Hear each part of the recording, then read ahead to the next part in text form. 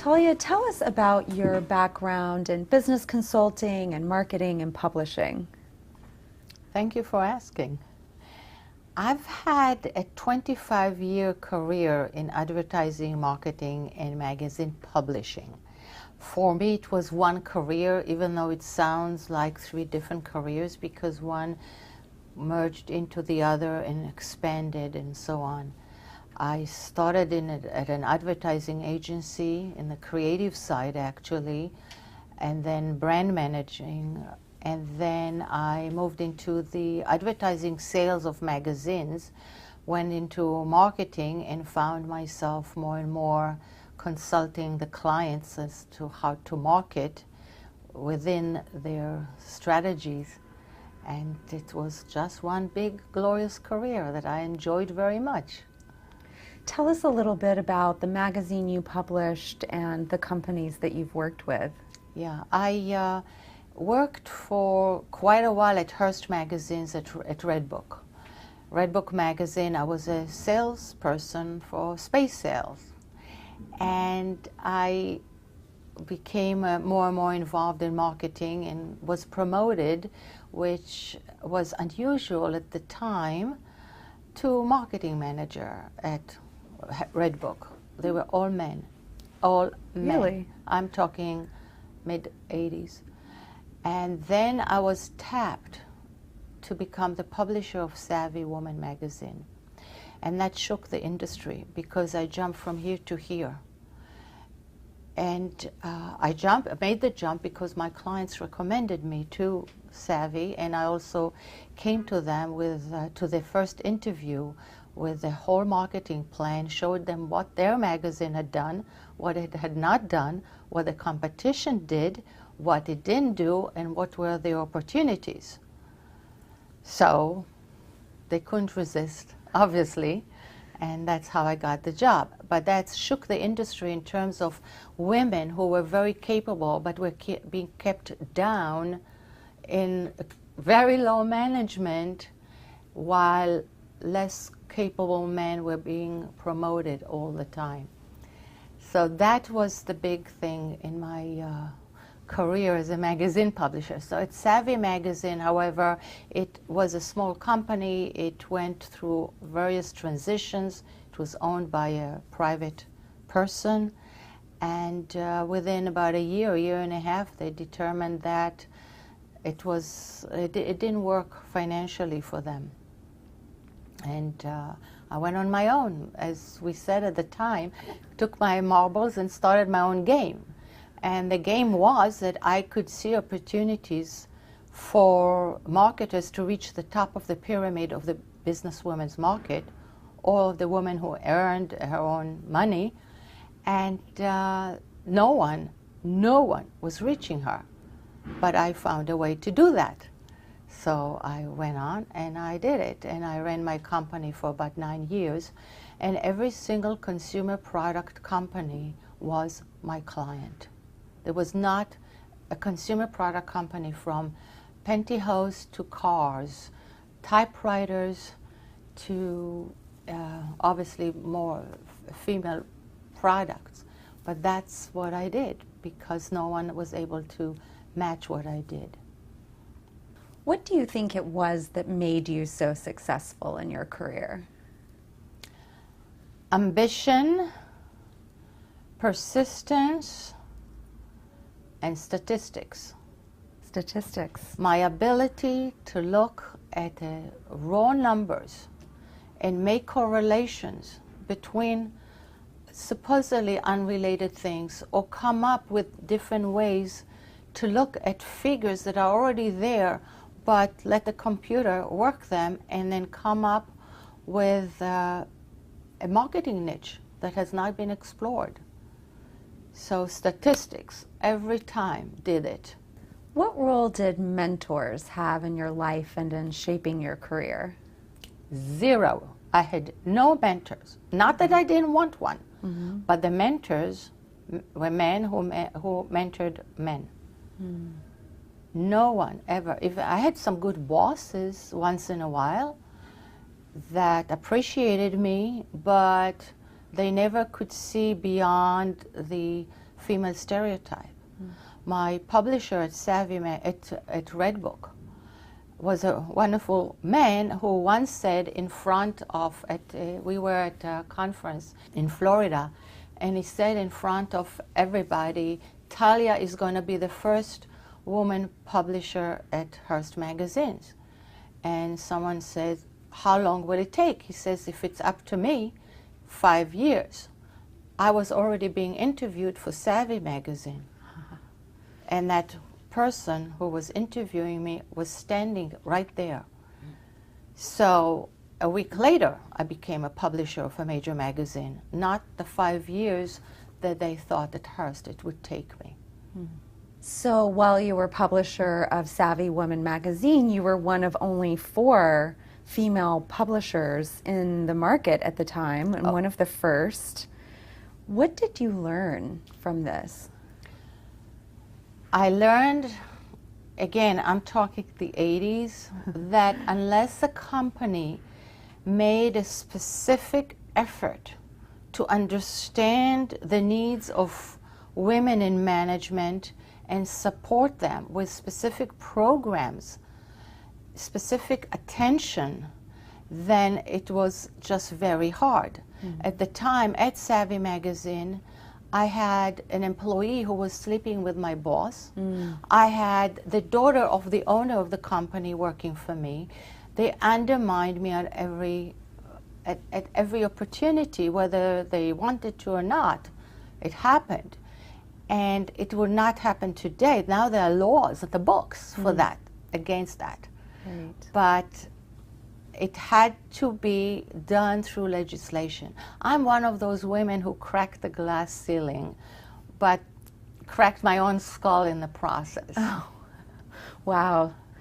You were the first to really document the demographics of women in the marketplace. How have the demographics of female business owners changed, and what have you learned about that? Yeah. The first thing I actually documented was while I was at Redbook magazine, where our demographics were younger, I looked at their civic activities, and I looked at their number of letters written to the editor, and I looked at their employment, and I defined the baby boom demographics. Wow. That we know them today, that they were obviously younger, but they were more educated, tended to work, were more civic-minded. That I documented at Redbook magazine just by, as I mentioned, looking at numbers. At Savvy, I was already into the employed women's market, but the research that I did was, once I went on my own to start Business Women Marketing Corporation, I needed to tell corporations in America, my consumer product at that time, prospects, what was their market. And I did my study with Beta Research, which was very prestigious and accepted at the time. It was very important to do that. I also had access to these women through their professional organizations. The women accountants, women lawyers, women engineers, women in real estate, they all had their own associations, and I could approach them right through there and get their documented information. So first of all, we looked at women lawyers and accountants who are in single practice, and they were business owners. They did not think of themselves as business owners at that time. Really? But I told them that they were, because they were running all the mechanics of business. The second thing that was very important was the husband-wives partnerships. Right. Husband-wives partnerships were listed under men's own businesses. Really? Yes. So you couldn't count them? You could not count them, but through my study, I realized how many of them, and I asked specifically, how many hours a week do you put into the business? And obviously, they were putting 40, 50, 60 hours a week into a business that the U.S. labor statistics considered owned by the husband. Even if the wife brought the expertise and maybe ran the business, but if he was a partner, he owned it. Wow. According to. So I made enough noise, and I published press releases, left and right, about that, and it forced the White House Oversight Committee then looked again at all their numbers. What they already had it from the Census Bureau, and then changed the way they defined husband-wife's ownership into women's owned, at least half of them. Why are women and their ideas and participation in business and in the economy so important still today? It probably will be forever, because first of all, they are 50% of the population. We can't ignore their employment and entrepreneurship power. Now, in terms of ideas, these women tend to be mostly the consumers of most consumer products. They make decisions. Obviously, they know very often what they're missing. And we see very often, more and more, women coming up with ideas. We see that a lot in the baby market. Women, mothers of babies, see a need, and they create this little product that becomes consumed in the millions. Who would have thought about it? A man sitting in a corporation in an office? It doesn't happen this way.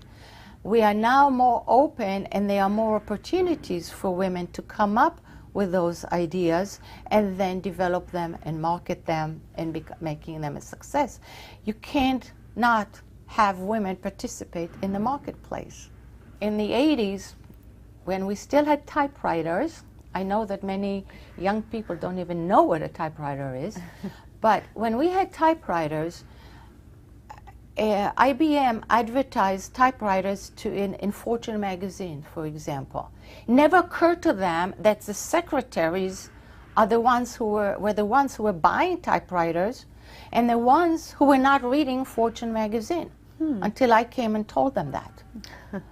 So, and that's how I developed my market. But it's important in terms of mindset to understand the role of women in purchasing not just consumer products for their home, but in the business world, where it is very often still dominated, in some industries more than others, dominated by men, and that you need to reach the market where the market is.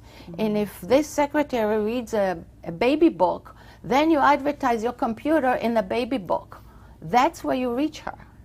You were an adjunct professor of marketing at Long Island University, so I'm wondering what you think makes a good teacher. Good students. Really? If you have students who are eager to learn, who are interested, who are involved, engaged in the subject, are really eager to learn rather than just get a grade and pass, obviously, as a teacher, you can do a lot more and be effective. I recall I was at the School of Management at CW Post. That's where I taught. And I would have a student amble in 20 minutes late and sit down. And you know what I said to them? If you amble in at your client's meeting, where your client and your boss are sitting there, and you come in 20 minutes late, you know what's going to happen? I insisted that if they cannot be there when the time of the class starts, they cannot come in. They're fired. I had to teach them basic skills of treating the subject matter with interest. If you don't have an interest, if you think you can come in 20 minutes later and know what I'm talking about, or you know already what I was going to talk about, then you don't need to be here. But if you want to learn, then you're there on time. So you preempted Donald Trump and said, you're fired Oh, to yes. your students. Yes, I couldn't really have, I did not have the full authority to exclude students, but I could certainly tell them that it affected their grades. I incorporated that in the grades, so that was my way of doing it. What advice do you have for young people who are entering the business world today? First of all, study statistics. And that's not a semester, but 2 years of statistics, because that is where you're going to find your opportunities, your niche, the market that nobody else has looked at. That's one thing. The other thing is be involved and engaged in the larger industry into which you enter. Don't just go into this little job that you got and believe that you just have to be good at that, because you need to understand the context. And when you know more, that is where another opportunity may come up that you have not thought of. And the next thing is, I know a young man, he's now in his late 30s, but for the last 20 years, since he was in college, he would go out to lunch or ask to meet somebody he knew, maybe a friend of his parents, and say, I want to hear from you. What do you have to teach me? What do you do? How did you get to where? What's about your industry? What do you think is happening? Where is it going? He always wants to learn from others. And he's been doing it now for 20 years. He's not humble by saying, okay, now I know everything. And I think that continue to hear from others opens the mind and keeps that engagement going. In your time as a marketing consultant for Fortune 500 companies, what was your biggest challenge and how did you overcome that challenge? The biggest challenge in corporations that I encountered was mediocrity. Mediocrity from the top down and accepting mediocrity. When I read Steve Jobs' book, biography, about how he refused to accept mediocrity, I said, good, that's me. But I did not always have that freedom to do that. I spent much too much telling mediocre people how great they were. And I was very unhappy with that. The other thing was working with my clients. For example, very often a client insisted that I first go through the advertising agency or the publicity agency that they hired, even though they were starting from scratch on things that I already knew their competitors have done, had failed. Let's take that lesson, go further up. And they said, no, we have to let the agency do what they think they do, let them fail, and then we'll go and do what you tell us to do.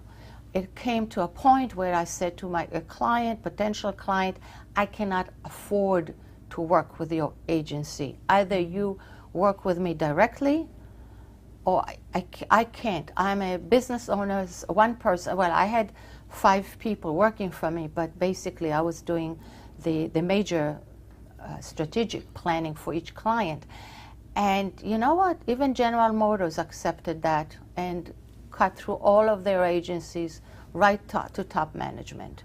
What's an example of a standout experience that you had as a counselor and lecturer for the Small Business Association? It was very gratifying to teach the basics of business to people who in some ways did not even have hope. And by opening their minds, I had a workshop that I just took them into thinking about business opportunities. But then I had a workshop for people who maybe have had a business for 7 years and was doing fairly well, but were stuck.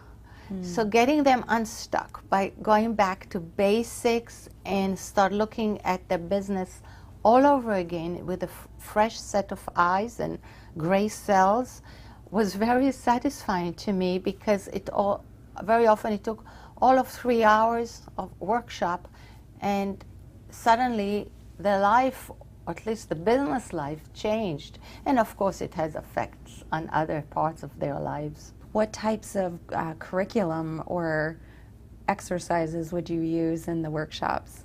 Today they have books, but we didn't have books. I had to write my material. So I had a workshop on how to write a brochure.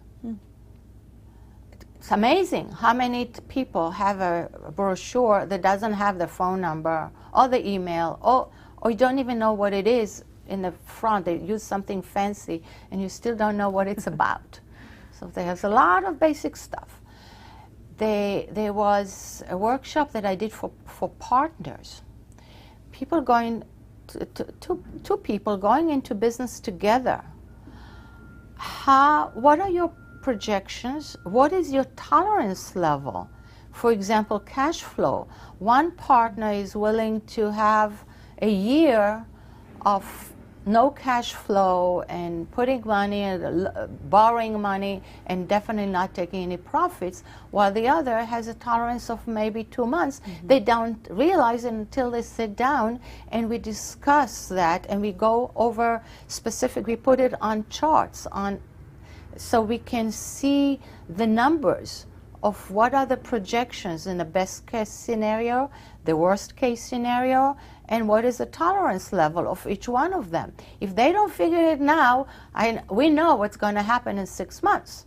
Huge fight. Yeah. Now that brings me to something else that many business owners have made mistakes and many continue today, and that is lack of research. Research of your product, research of your design, of your market, of your competition, what is going on. Because when you look at businesses that fail and you interview those business owners, they would say, oh, if only I had known this and that. Well, the information was out there. You didn't ask all the questions. Right.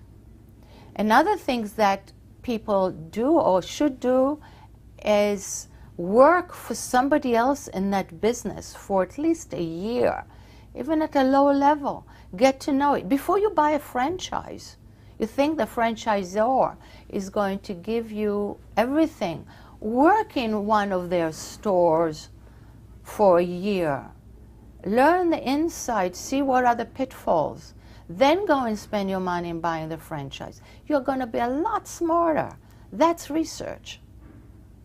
You've done so much amazing work around the world with women and teaching them business skills in places where there's a lot of violence and oppression.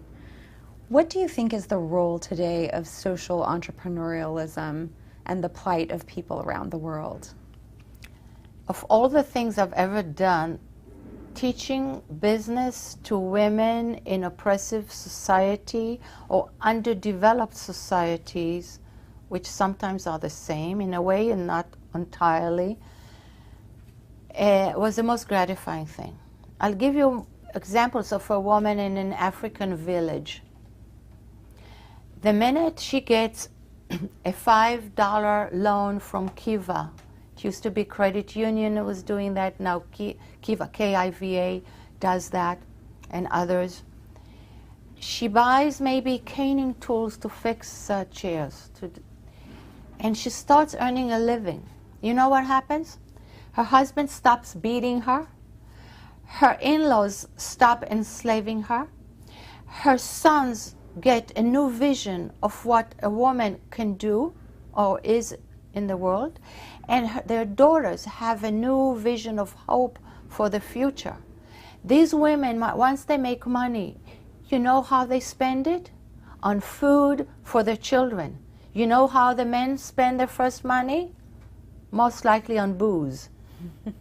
Women who are most successful in the village begin to take leadership roles. What do they do with leadership roles? They bring a school in. So giving that $5 to a woman in a village somewhere in Africa changes so much the entire structure of that village and the entire future of generations around her. Are you seeing more businesses geared toward this? Those are not corporate-made businesses out there that do that. It's little things that are happening. However, there have been various initiatives, and actually I mentioned that in Hotel Moscow, my new novel. There is a woman who creates all kind of fun jewelry and dog collars, and she does that by giving jobs to different women in oppressive societies around the world, using their skills, the beading and embroidery and so on, in order to create those products. So those are the kind of business initiatives that people can take, and they have been doing that. You taught entrepreneurship skills to women in Russia after the fall of communism. What were the top skills that you taught them? What did they need to learn? The skills that I taught them, somewhat with success, were the very basics, such as what's the difference between wholesale and retail. Understanding volume of product sales, such as bread that's sold every day and you take a very small profit margin, versus a product that has a very small turnover, such as a sofa for your living room, which you buy once over a lifetime, and it can take a higher profit margin but much less frequency. You have to determine where your product falls rather when you need to price it. The other thing was, back to pricing, understanding how you price a product. You take all your cost of utilities and, of course, manpower and benefits around them and so on, but you don't put it all in the first product you're trying to sell, because they were trying to sell a household brush for something equivalent to $25,000. They did not understand that they needed to create, understand how many products the project to produce and divide them. So they were such basic skills. Those are where I was somewhat successful. What I failed miserably was things such as networking. Really? Russians had been so steeped in distrust. It was so deeply ingrained in them. You don't even smile into somebody's eyes and face. I had to tell them to smile, and they thought I was like, why? Why would I smile? But sharing information, such as if you know of a good printer someplace, you share it. That is a commodity. When you have nothing, when everything was taken away from you, then knowing, and there's no telephone directory, then knowing a name of a printer is a commodity to be sold. You don't just share it with a stranger. And I tried to tell them, women who lived 600 kilometers apart from one another. One was running a ladder factory and one was running a chair factory. Both were using lumber. And I said, how about if one of you comes across lumber of the kind that the other needs, share it. You're not in the same place. You're not selling to the same people. They thought I was out of my mind to suggest such a radical idea. So that networking, trust, they never learned to negotiate truce among one another. And that was something I hope has been happening, but it happened slowly. Talia, how did you parlay your business life and your business experience into becoming a writer? For a long time, I thought I just had a lobotomy. I left my business world on one side, and I was using the other side of my brain to create beautiful, suspenseful stories with social issues behind them. It took me a long while to realize that actually I was using those very large canvases in each one of my novels to tell a story of life affected by those forces that shape our lives, whether it's religion, economics, political, geography, all of that affect us, and how the individual spirit rises above it. Those are the books I write. But I realized after a while that actually I was using this large universal view that I had, universal emotions, universal needs, back to marketing, understanding your market and milking it for all it's worth. So both in terms of the story background and understanding my reader, what my reader needs. And the reader was me. I wrote and I am writing stories books that I would like to read myself. Hotel Moscow is the first book that actually uses some material from my own life as it was my experiences in teaching entrepreneurship in Russia. That appears strongly in the book. But otherwise, the novels are not even about me. They are all about other industries, other issues, other places. Tell us how that experience of going into Russia and teaching entrepreneurialism and your experience there, the things that happened to you, became the plot line for Hotel Moscow. Yeah. The second time I went to Russia in October '93, I was caught in the uprising of the Russian parliament against then President Boris Yeltsin. I ended up being on a run from the militia. I was threatened with jail, and it was a very frightening time in my life. Luckily, the uprising was put down and the American embassy reopened. They were only 2 blocks away from the fighting, so they were hiding in the basement for 3 days without a change of underwear. So now they opened, I made my way into the embassy, and they whisked me out of the country. That night they put me at an American hotel before I left in the first flight in the morning. I wrote my report to the USIA, U.S. Information Agency, that had sent me.